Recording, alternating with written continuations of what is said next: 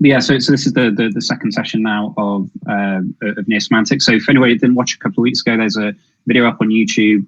There's a video up on the Twitch channel. So if you go sort of further down and then click on videos, then you can see watch the previous one. So essentially what we did in that session is we introduced neosemantics, and we introduced not only the library but a brand new graph app that we built. And the aim of the graph app is to help you to learn neosemantics and then import your RDF data into Neo4j. So what we're going to do in this session is we're going to look at some data on DBpedia. So we're going to import some data in. Jesus is going to teach me how to use Sparkle, and then we're going to import in some football data. So to give you a little bit of background, I'm so obsessed with football, with the soccer, that I'm even wearing a t-shirt here, which is a football themed t-shirt, the trequartista. So I kind of see myself as the trequartista of Neo4j. Just sort of sitting behind the striker. Yeah, you should do. Yeah. So I'm so obsessed with football that I dragged Jesus to a game in Ipswich a couple of months ago when we were both visiting a client. Was that a good introduction to English football for you? It was great fun. It was great fun. I mean, it's to the football quality. I mean, I've seen better, but but it was quite enjoyable. Yeah, great atmosphere. Yeah. So I guess for anybody watching and if you didn't know, so Ipswich, one of those teams that are really good in like the 70s and 80s. They won the European Cup, but since then their form has declined gradually. So yeah, the ground is like a throwback to what a 1970s football ground would look like, much like my hometown club, Swindon Town. Like the grounds are terrible, but I kind of like them. I kind of like the atmosphere that you get in them. Actually, to be fair, the atmosphere was really good that day, wasn't it? I think it was brilliant. Yeah, I really enjoyed it. It was really fun. Cool. Yeah. So yeah, the idea behind the session is because I'm so obsessed with football, I want to import data into Neo4j. One of the best places for data is like Wikipedia, DBpedia.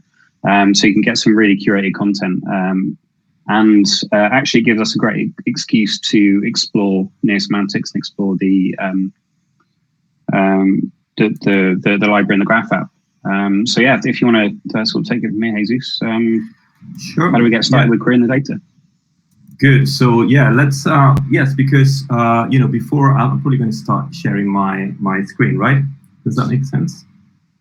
So actually, first, what we need to do is we're going to do this as like a working session. So we will be making mistakes. We will be trying things as we go along. So what we're going to try and do is illustrate what would be a start to finish export and import of data into Neo4j. So the first thing I'm going to do is I've got my screen open at the moment. I'm going to create a new database. I'm going to install neosemantics in there as well. So yeah, I'll click add database. So I'm going to call this the football database. It's a local database. Set up the username and password. No. Like I say, we're going to make mistakes. That was a remote database. So I'm going to create a local graph this time. Version 4.0.4. And so to install neosemantics, you head to GitHub.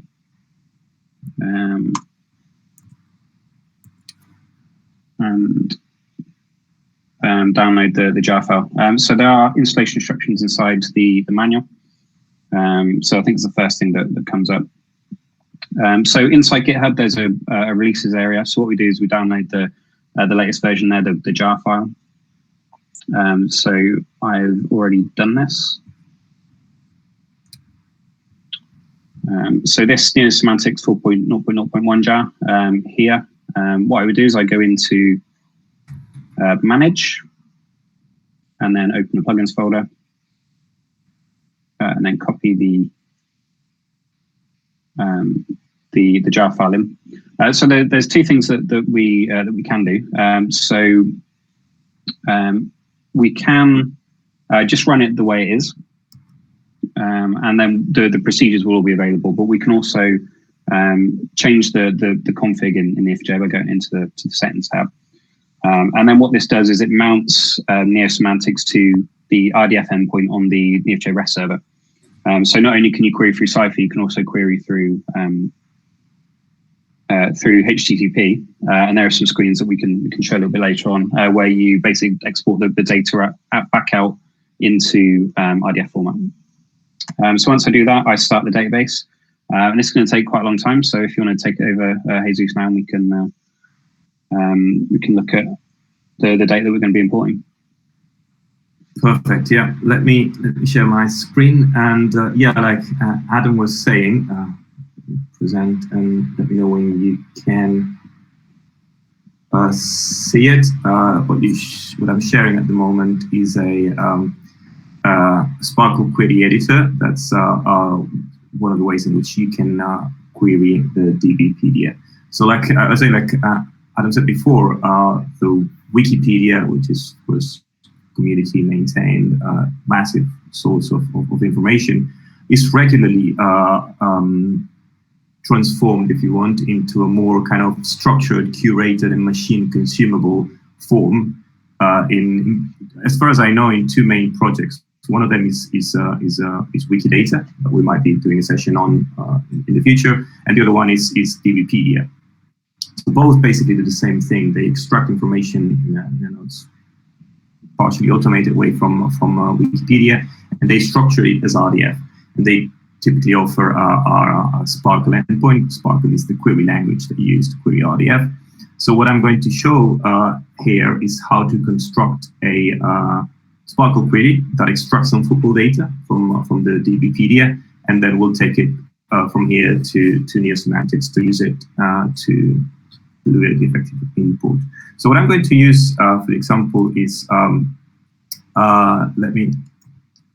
one thing we can do to see, I've done this search before. I can do DBpedia. Go ahead. So if you do a quick search in Google, you'll get an entry that looks pretty much like that, which is the more kind of human readable form of the data in the DBpedia. And I'm going to use that just as a way to construct my query. So we're probably going to start the search with football players, right? And one of the things we can find here is that, football, Gareth Bale, which is an instance, which is an example of a football player, is of type person, but it has some additional types. As you can see, if we scroll down, plenty of them, actually too many of them. That's one of the things that we found when we explored DBpedia. So because it collects data from multiple different sources, you can find huge amounts of labels for individuals. But let's start with a simple one. We know that we're looking for football players, so let's use the DBpedia ontology term soccer player, which is the one that we can use to start constructing these queries. So we are looking for, don't really have the time to do a full Sparkle training, but let me tell you the basics. So it has, the select or construct part at the beginning is pretty much equivalent to the select in SQL. And then the word section defines a number of triple patterns where you describe what basically you're looking for. So we're looking for individuals. Let's call it player. And the question mark indicates it's a variable.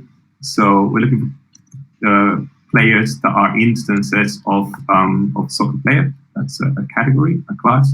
And in the select, we're going to say, well, let's return player, for example. If I do something like that, then I've not made any mistake. That will return me, I've limited to a few of them, but individuals, URIs, identifiers of players that are basically resources that are labeled as football players, soccer players, right? So what else do we want to get from DBpedia? So if we look here, maybe something potentially interesting will be obviously the name of the player. That will be commonly the label, the RDFS label. So that's let me build it extra space. So RDFS is a standard vocabulary. RDFS, sorry.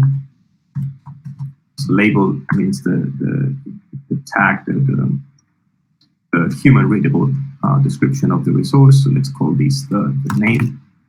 And rather than enumerating all the properties that we get, I'll do select star, and hopefully that should give me all of them. So again, if we set a limit, the first thing that we're going to notice is that this is a multilingual data set. So for every player, we might have a number of different variants of their name in different languages. As you can see, literals, which is the name for these strings, have this tag, this annotation, which is the language they use. So we can, of course, we might be interested in building a multilingual data set. That might be the topic for another session, but today we're going to just get data in English. So one thing I can do is apply a filter and say that I want the language tag, and that's the way to get the language tag from a literal. I want it to be, for example, in this case, let's say English, right? That means we only get the English names. And if we've done it right, we only now get the EN tag names. So that would be the name that we're going to be importing for our players. What else can we get from them? So we can get, of course, it depends what you're looking for, but for our example, we're going to take the birth date. We might take the place of birth as well. So birth date, birthplace might be two relevant properties. So let me keep constructing these query. I don't know what's it's a good way of structuring it, but I mean, I'm not going to write the perfect sparkle as long as we can do what we're looking for. That's good enough. So we said we're going to looking at DBpedia ontology. It was place of birth, was it? Birth date, birthplace. So birth date, and that will be the date of birth, and we're going to get also the players.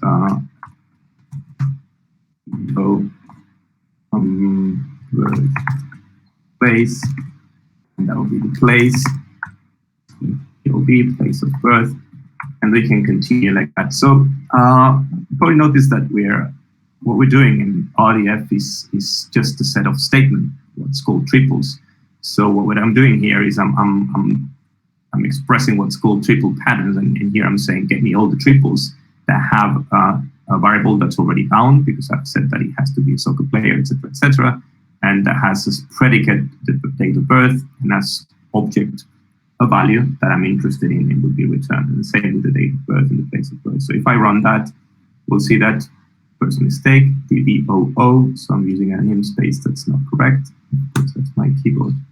Very funny. It's good to check regularly, but make sure that we see that for player, we're getting the name, and now we have the date of birth, and we have the place of birth.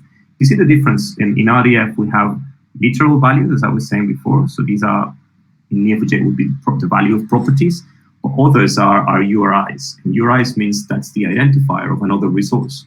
That means that essentially the player is connected to another resource, which is its place of birth. So that will be another node with additional properties.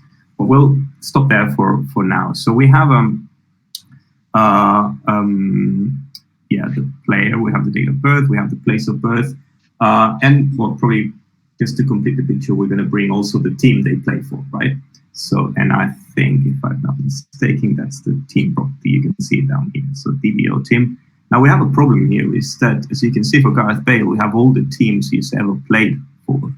I've not been able to find, I mean, it looks like, there might be ways, but I couldn't have the time or couldn't find an easy way to do it, to find which is the team he's currently playing for.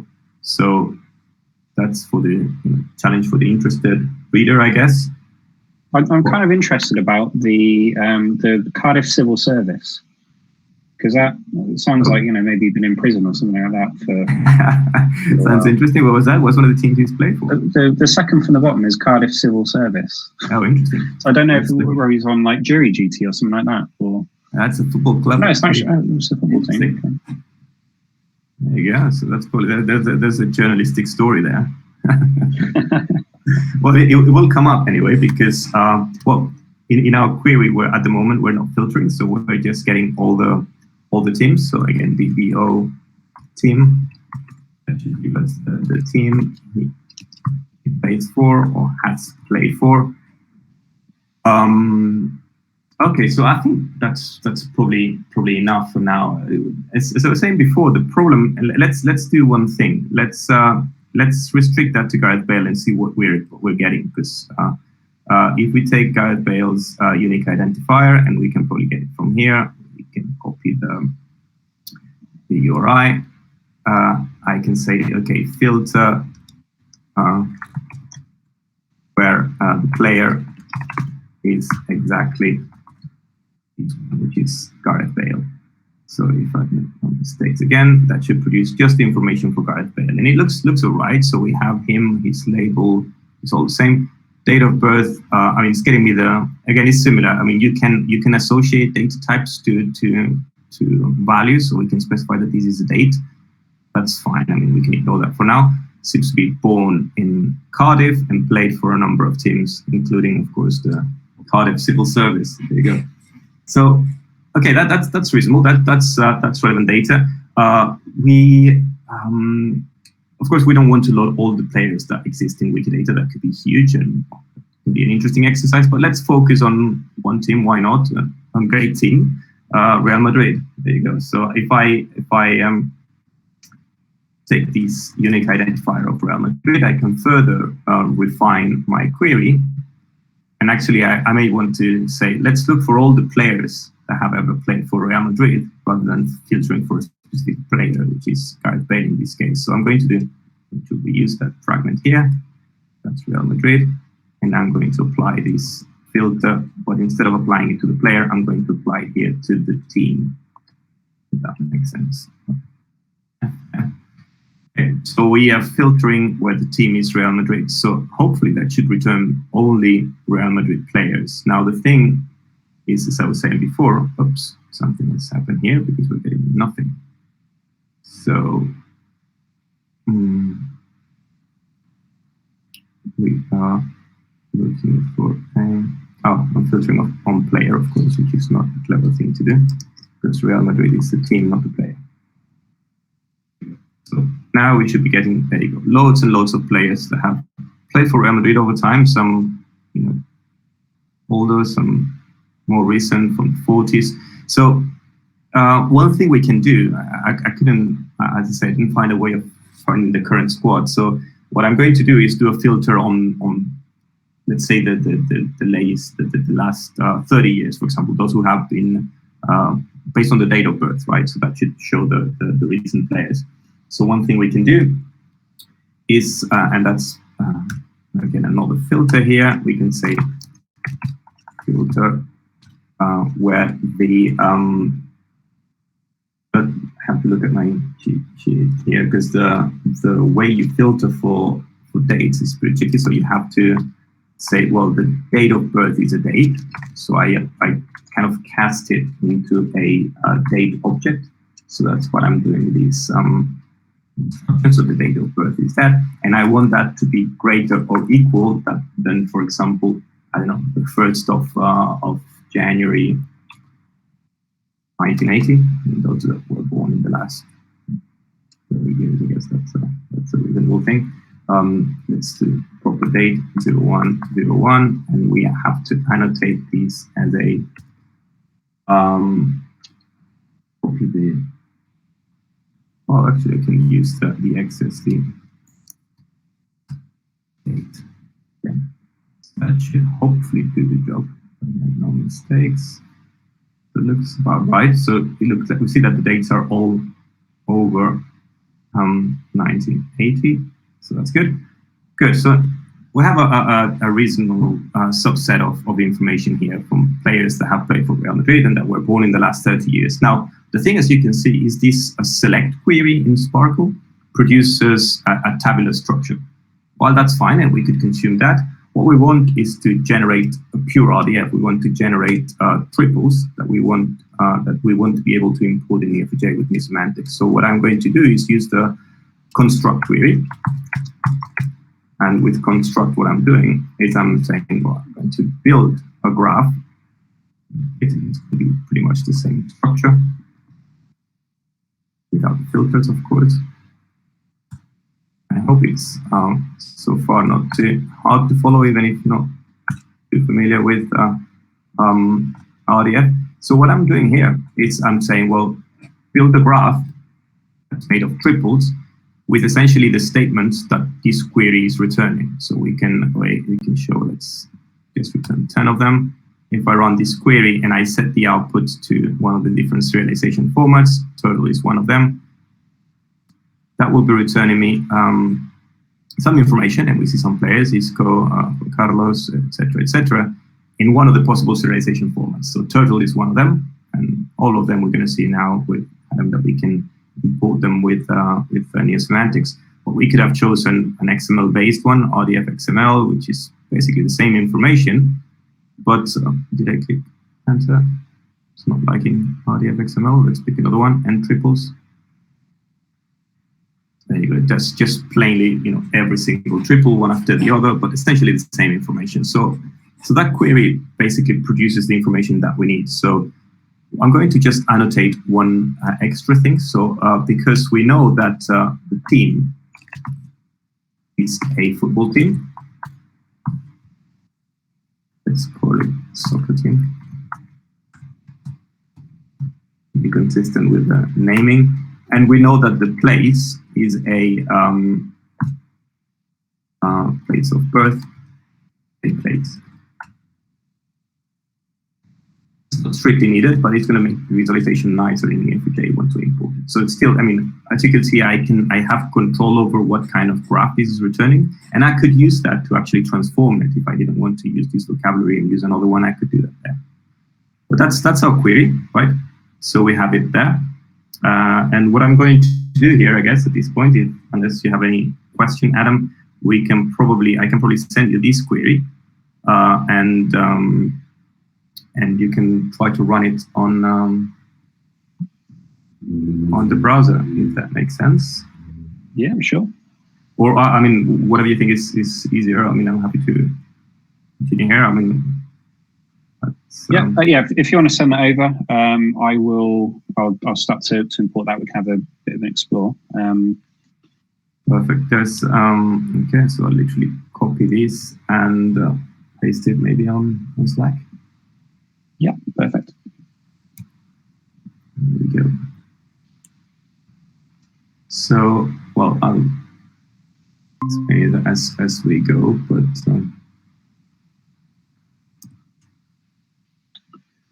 cool. So back to my screen now. So we've installed our new database. Our database is now running. We can see that because it's got the active status there. One thing I did mention at the start, if you watched the previous stream, then you'll know that there's a graph app which helps you to get to know the neosemantics library. So in order to install that, you go to the Graph Applications tab, Graph Applications pane on the left-hand side of the screen. And then if you click on the Graph App Gallery, or the arrow next to that, then it will open up a graph app in itself, which has a list of all of the graph apps that are currently available. So we're developing these as we go. My job is to flood this with different apps. So one of the first ones that I've done is the neosemantics app. So to install that, you can just click install there, and then it will go away and install it for you. One thing that was actually really valuable this morning is once this is installed, it will auto update for you, which is really useful every time I find something wrong. We found an issue with the import screen this morning, so we fixed that really quickly, and everyone should now be up to date with that. But once that's installed, it will appear in the list. So you can either click this this icon, the blue icon next to the name of the app, or you can do Command and K on a Mac, Control and K on Windows, and then you can start to type the name of the app, and then you can open it up from there. So that will give you a login screen. So you can either log into the active graph, or you can select the graph that you want to connect to if it's a remote graph, for example, maybe an EFJ or instance. But what I do is I just connect to the active graph that we've got there. So when you install the app, it will go through a few setup instructions. So the first thing is to copy and paste the jar file into the plugins folder and hit restart. So that will prompt you to do that first, and then we need to create this constraint. And essentially, this is a unique constraint on any node with a resource label, just to say that URI property there is unique, and that's the URI that we've got from the RDF data. So I can either copy and paste that and run that in the browser. I can just click create constraint. It'll go away, create it, and then everything is fine. Perfect.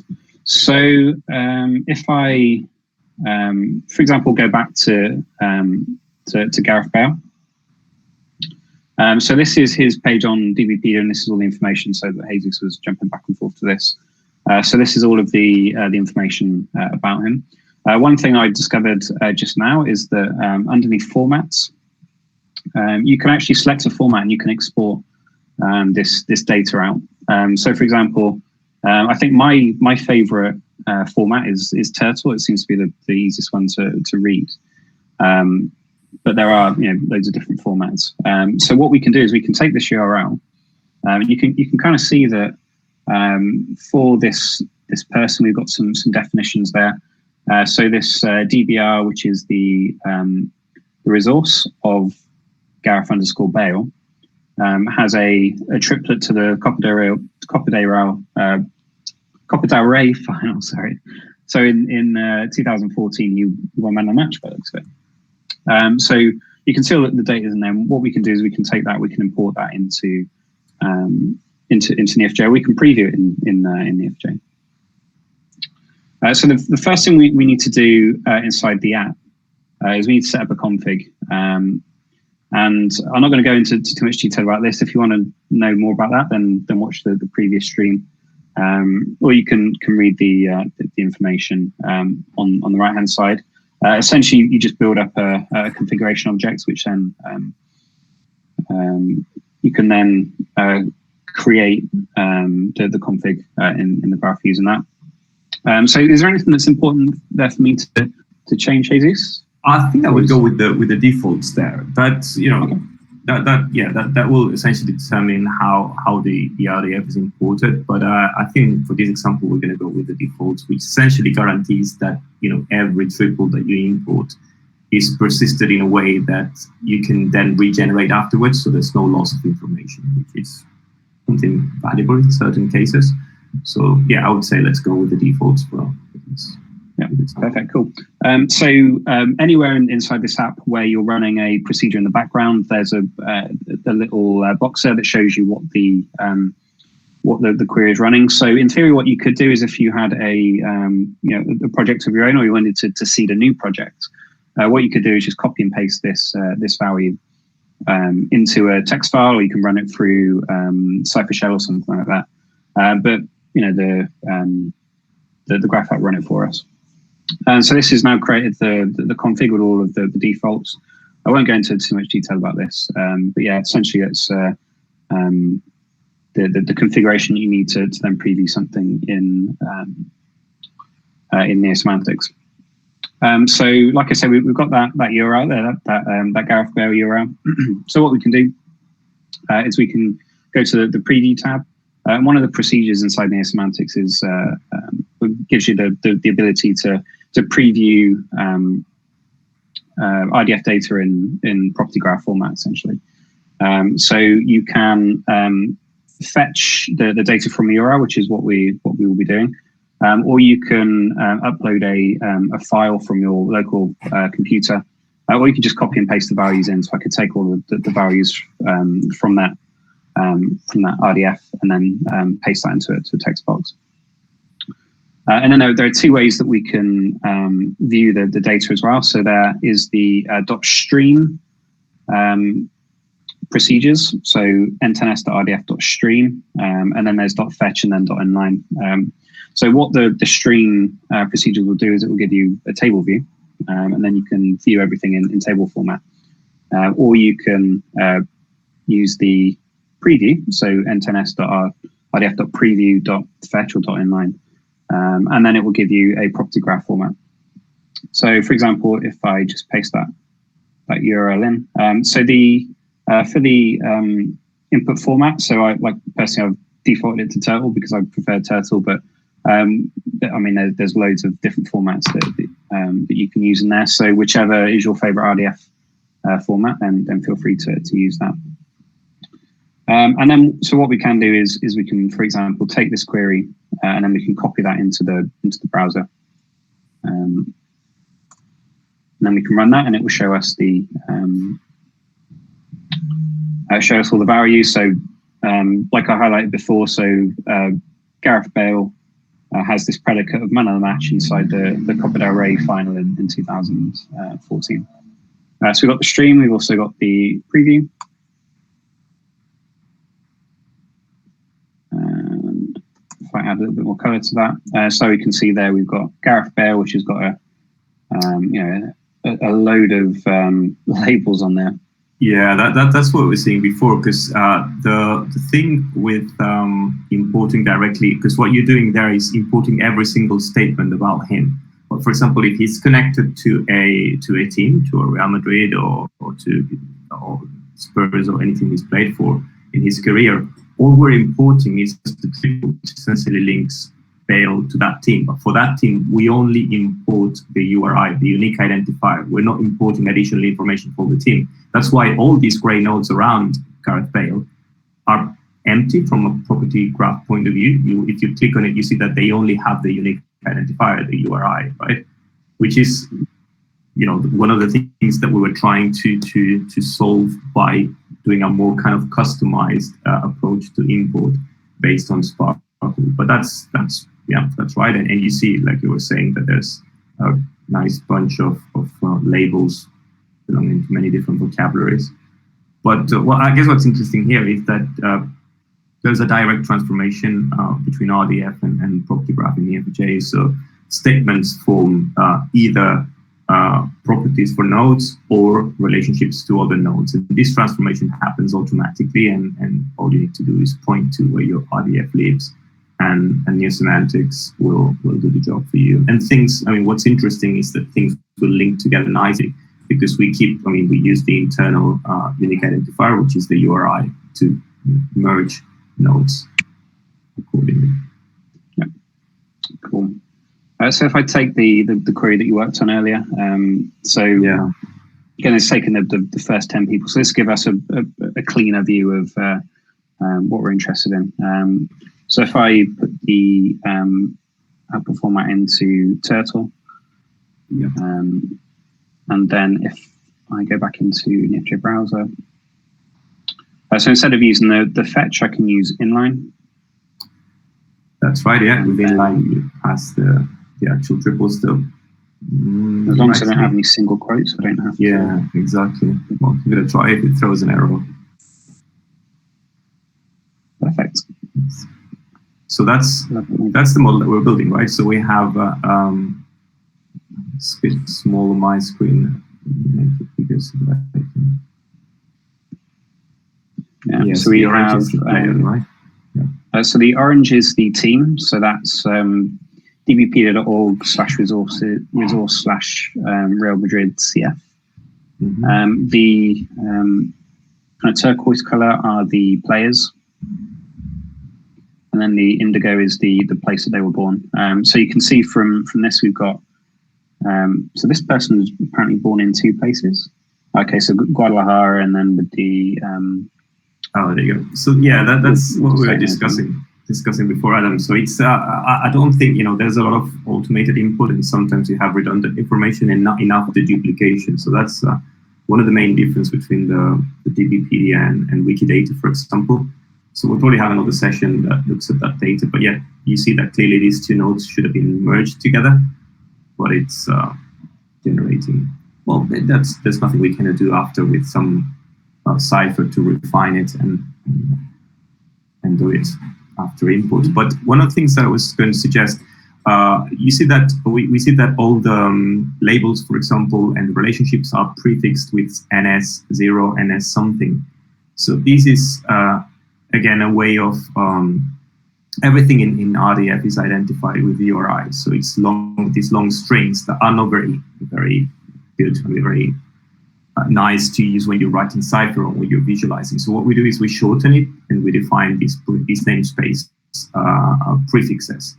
So when you have not defined anything, and neosemantics by default will go and say, well, there's a new namespace, I'll give it a number 0, number 1, number 2 sequentially, right?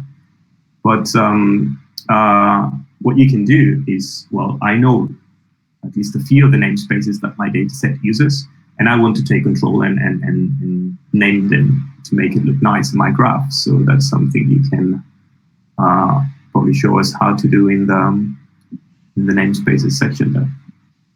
Yeah, sure. Yep. So in terms of the configuration there, we have to change the config, right, to do that. So we shorten the DRIs.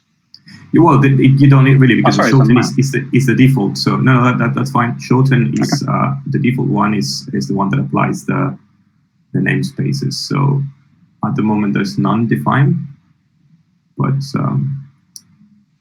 yeah, I guess you can either do it manually one by one by entering, for example, like pretty much like you have example there. So you can say the schema.org, I want to use the prefix. So we could say, for example, DBO would be DBpedia.org. Yeah, and by adding it,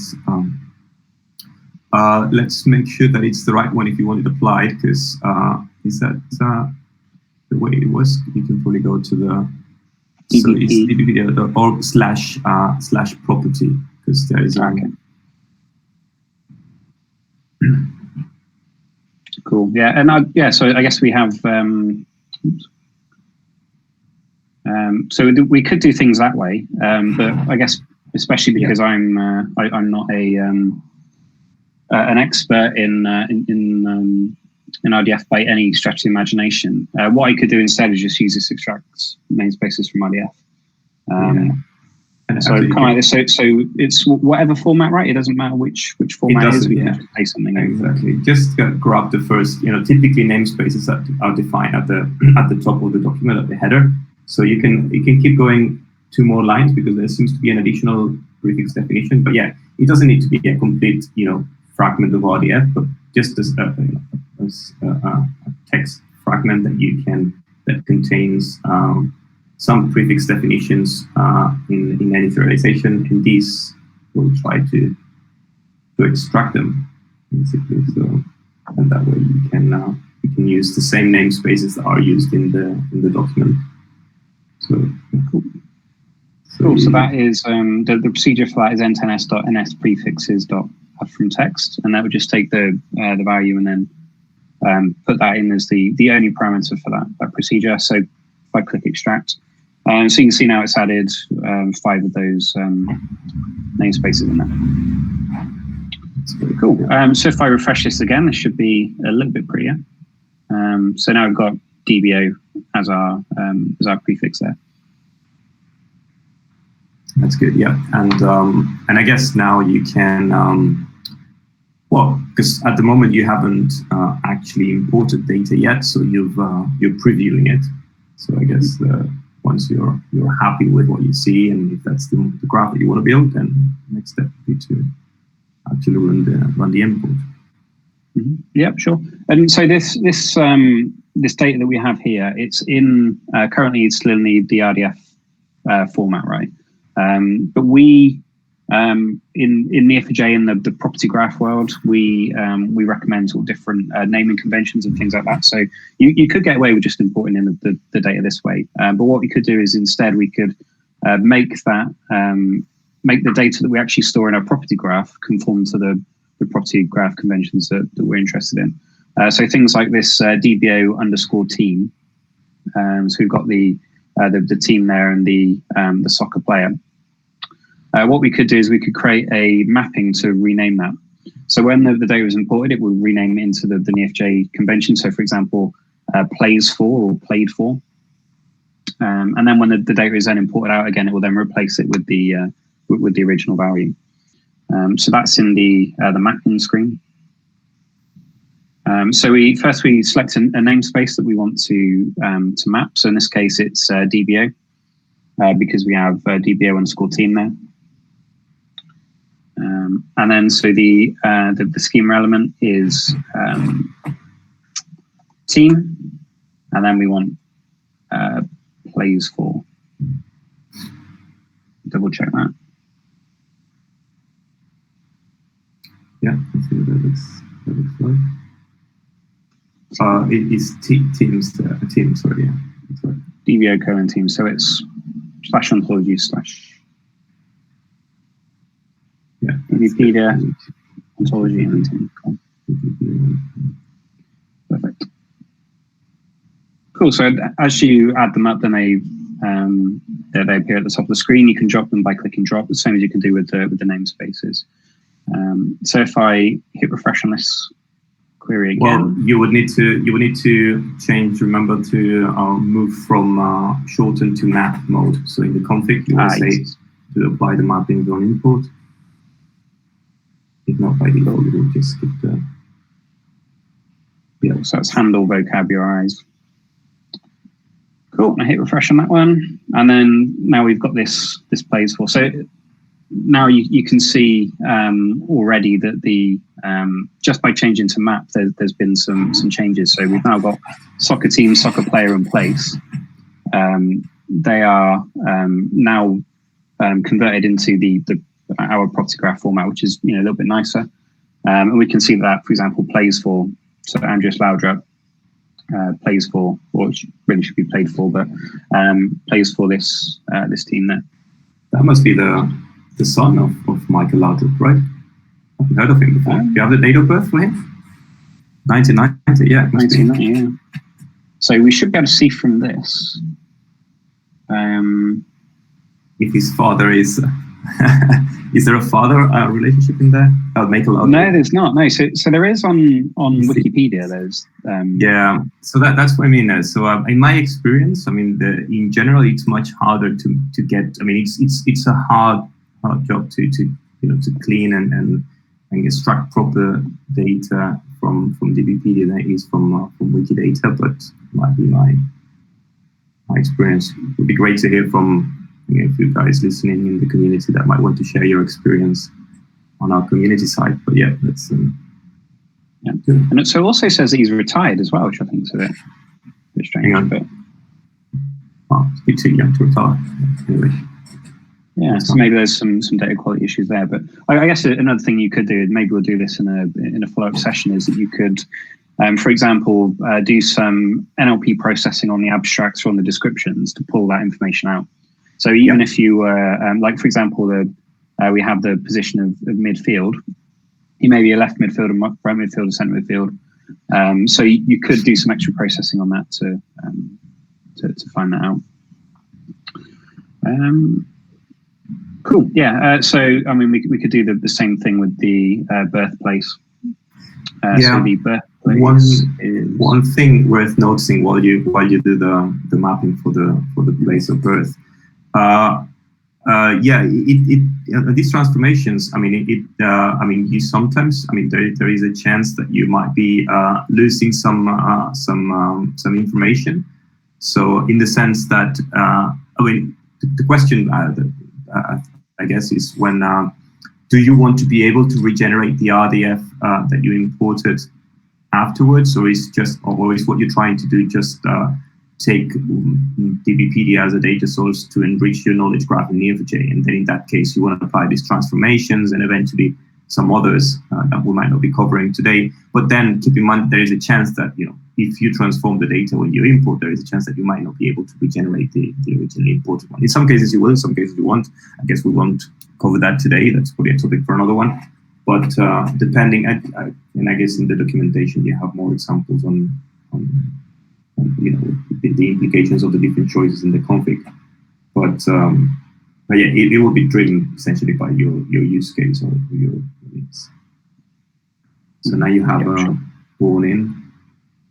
Cool. And then the other thing that's really bugging me at the moment is this. I'm British, so we don't call it soccer. We call it football. So I need to change those things straight away. 90% of the team kick the ball, so it should be called football. Yeah, and you can do it with a player as well, not just the team, but yeah. So soccer player, so it's that RDF. It will be No, it will not import. Yeah, that's the one. DBO soccer player and DBO soccer team. So the DBO soccer player is a player, obviously, and then the soccer team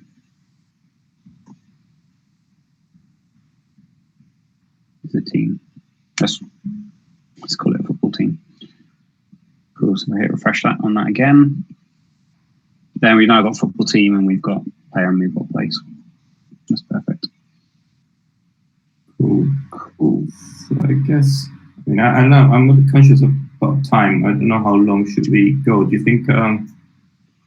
Because I guess the next thing I was going to suggest we try is, okay, now we have information for the players and connections to other entities, like the place where they were born and the teams they played. But we might want to extend that because, like we saw before, for the team, we only have the URI, the unique identifier, and for the place where they were born, exactly the same.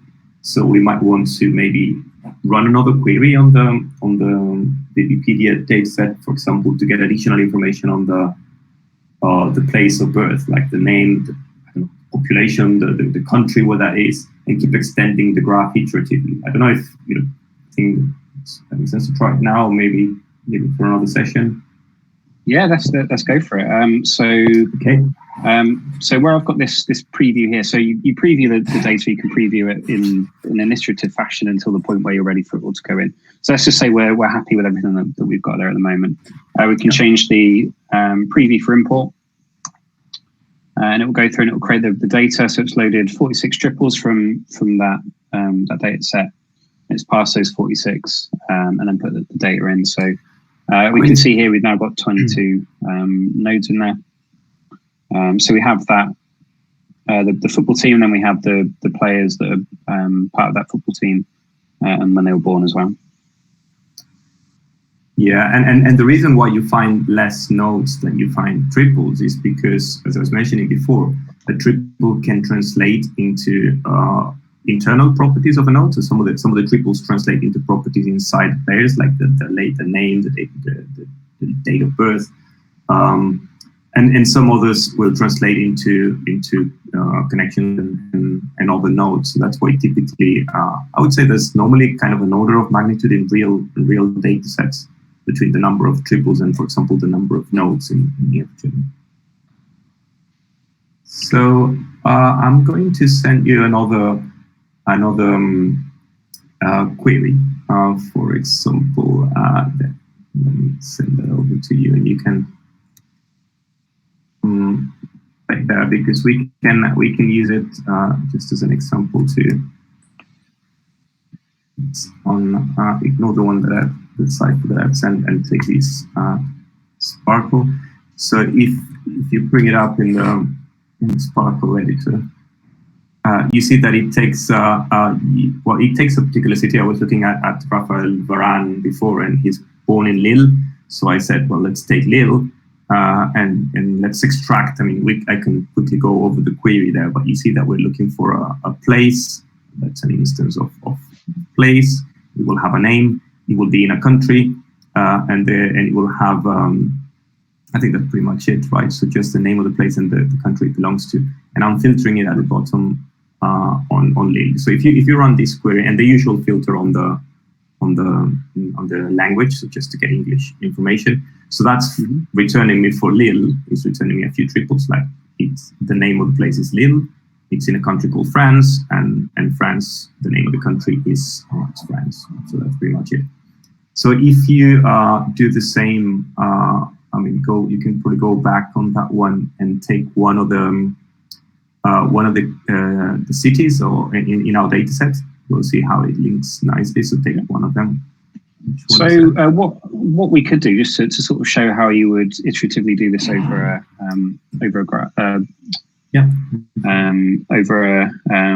like a proper project. We could say, for example, we take a place. So we would kind of do like a refactoring here. So return p limit 1. So what we could do is we could take the places and then we can update them one by one until we've got everything there. So essentially what we would do is we would we would find a place, and then with that place we would run some IDF query to pull some data in, and then we would enrich that data into Neo4j, and then we would set that to be a process place, for example. Well, yeah, or because the thing is, well, yeah, let's try that, because you can add your own labels, or you can. So what you're going to do is extract the URI and generate the Sparkle on the fly. Is that what you mean? Yep. Okay, brilliant. Yeah. Yeah. So we'll find any place where it's not processed, or it doesn't have this label process place.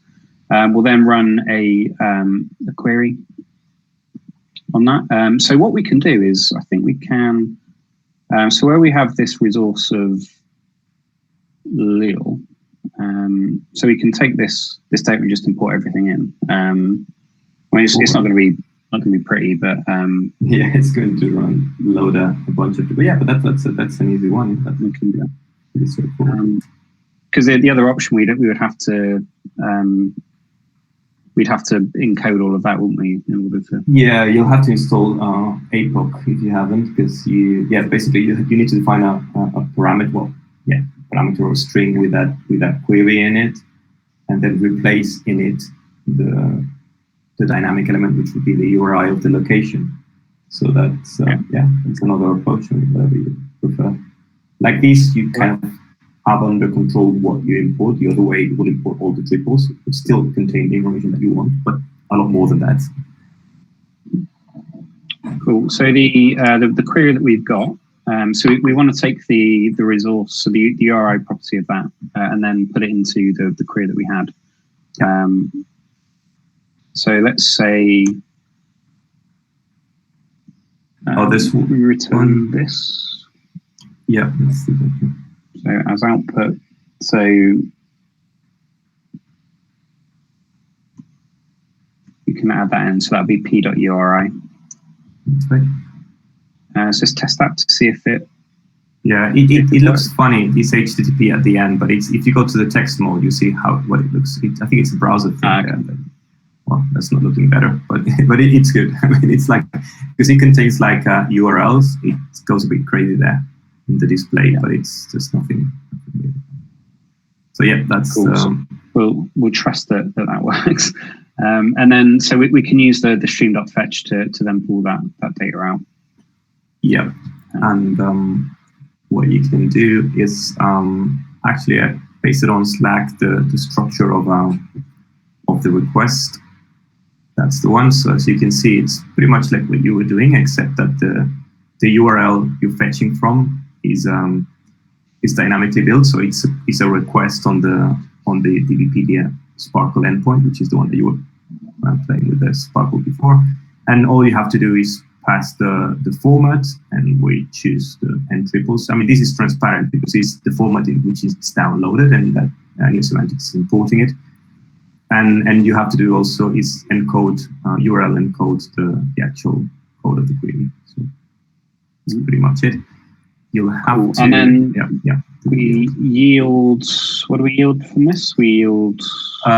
So it yields. I never know it. Let me. I can find it. Don't worry. So we can. Oh, so what we could do actually is we could test it in here. So the preview. So we'll. For now we'll stream it, but But this, no, you don't. Actually, you don't want to do the stream. You want to do the import, right? Yeah. So if we, if I was thinking if we do, oh yeah, good point actually. Yeah, you're gonna have to. Let's do this the old-fashioned way. Yeah, exactly. So we're doing stream.fetch. No, let's do the import.fetch because it's unless you want to preview, you want to let's go ahead and import. So yeah, so you have that returns the triples loaded. So we yield. I should bring out termination status for. import.fetch. And then return sort. So we'd set the label on that to be process place. So then next time we run it, it doesn't run again. So oops, with P. Cool. So what has happened is we now so that's not got. So it's only the node itself, isn't it? So we've got this label there now where we didn't have that before. What else? If you scroll down, has it done only for Guadalajara? There should be more.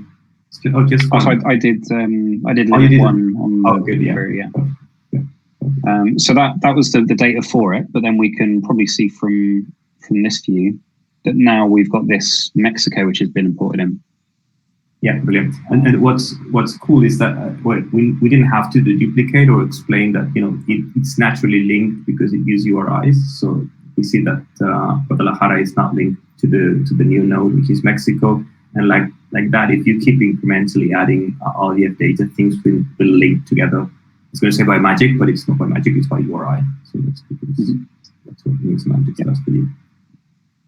Cool. So we can keep. So yeah, the nice thing about this is we can just keep running it. So if we import data in, then we can just keep finding all of the places, and then as the data grows, we can then pull in the subsequent information, which is really nice. So if I hit refresh on this a few more times, it will. I don't know how many places have we got.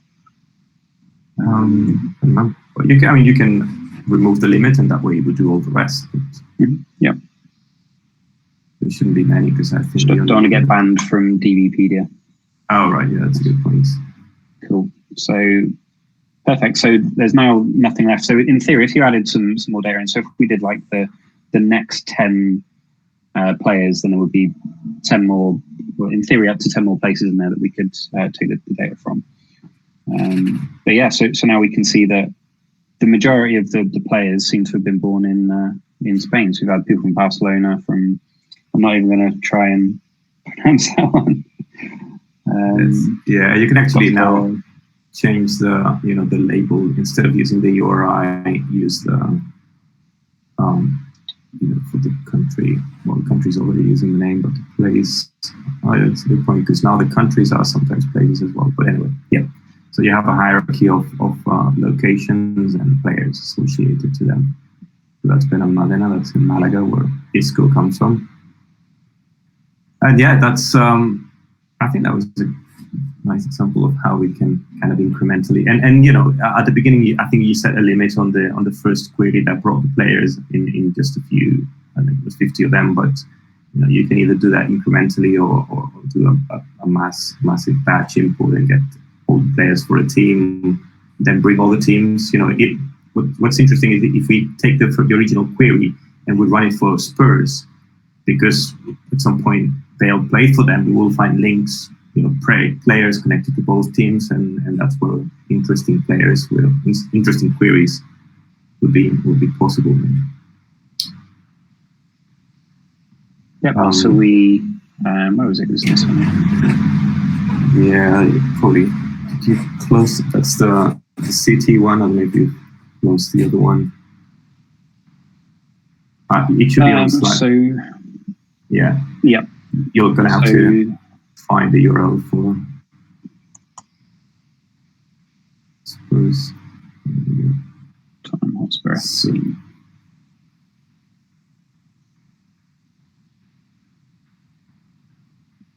Yes. Cool. So that's good. So Dele Alli, we can probably extend the limit and maybe get a few more, and it's just 100 maybe. But if that happens to bring Bale, we could keep having teams like that. And yeah, he's in there. Cool. So I can run m10s .rdf.import inline, yeah. And then we paste that there, and you have to say that is total, right? So the second parameter is going to be it's not liking it. Yeah, of course, yeah. So and hope the error there was because of the single quote. What was that? I think there might be quite a few of them.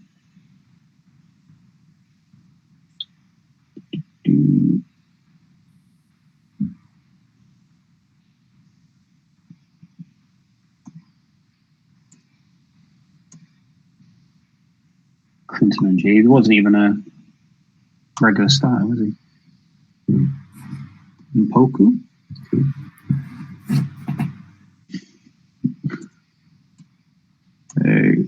Perfect.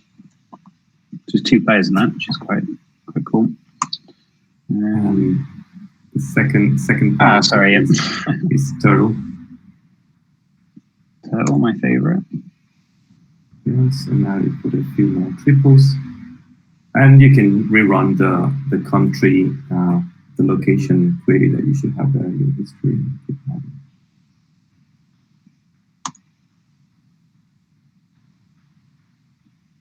And here's where you are ejected from querying the Wikidata. Yeah, where I get banned.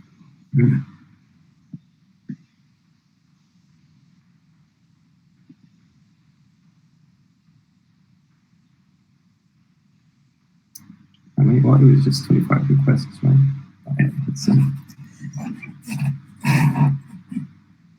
Yeah, it shouldn't take that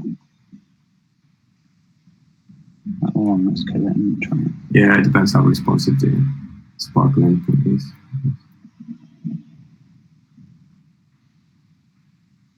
So it's fine for 10, not for 100.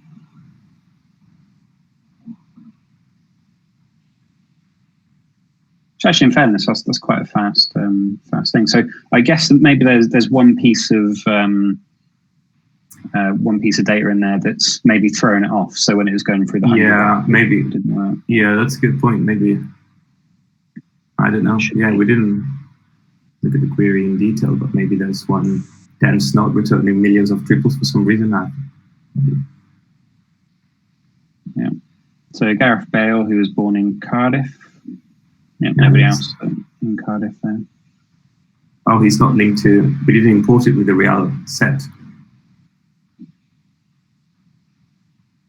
Yeah. So yeah, I mean, this is how Gareth Bale is related to people in London. So if you knew Gareth Bale and you wanted to find somebody to stay with in London, you know, maybe you call Ledley King, maybe you call Stephen Corker. I don't know. Yeah, so that's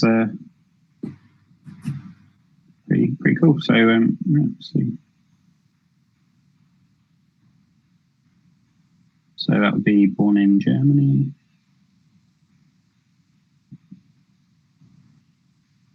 And yes, I mean that's really the basics, but you could go into as much or as little detail as you wanted with these, right?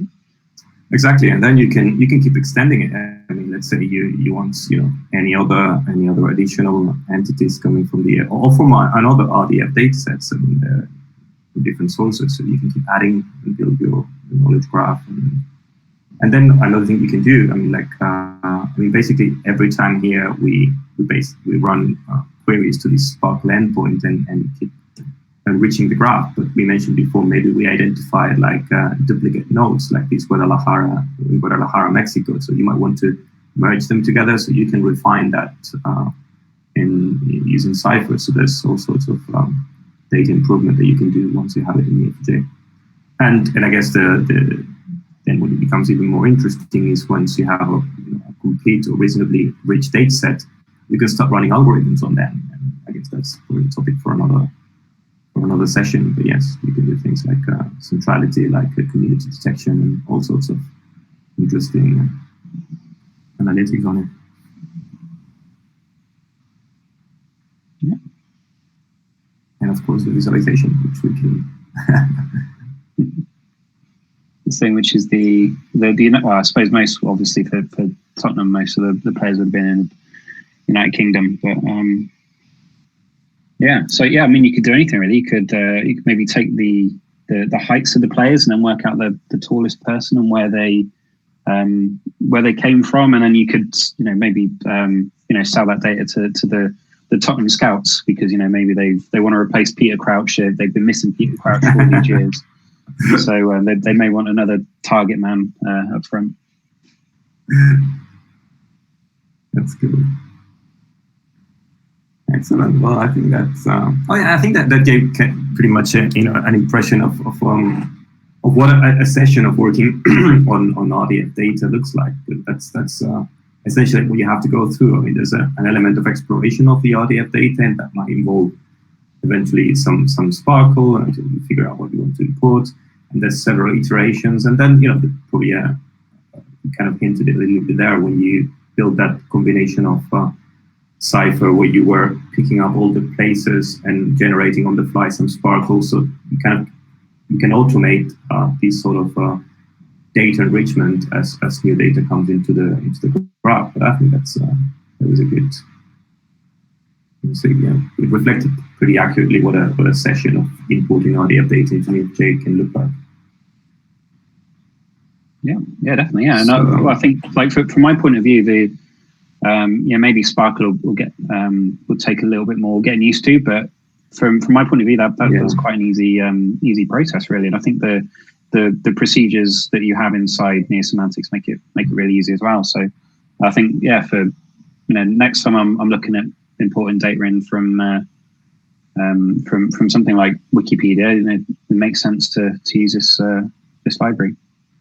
Yeah, that's pretty cool. And I guess the next thing I'm going to ask you is include the Sparkle endpoint in the graph app, but that's in the